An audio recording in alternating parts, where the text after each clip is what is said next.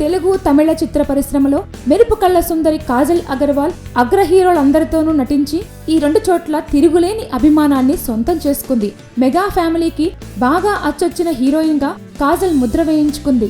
Mega ఫ్యామిలీలో అల్లు అర్జున్ తో ఆర్య 2, ఎవడు, చెర్రీ పక్కన గోవిందుడు, మగధీర, నాయక్, పవన్ పక్కన సర్దార్ గబ్బర్ సింగ్ సినిమాల్లో నటించిన ఈ మెరుపు కళ్ళ సుందరి తాజాగా మెగాస్టార్ చిరు కంబ్యాక్ మూవీ ఖైదీ నెంబర్ 150 సినిమాలో కూడా నటించింది.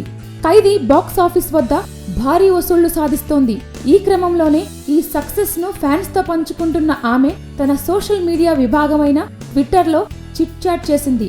ఈ చిట్ చాట్ లో ఆమె మెగాస్టార్ తో నటించడం తనకు మర్చిపోలేని అనుభూతి అని తెలిపింది.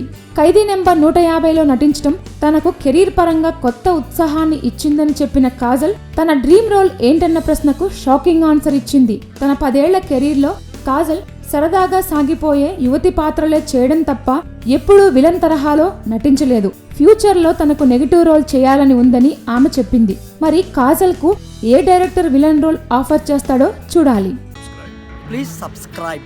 Hi, it's me Purna. Please subscribe.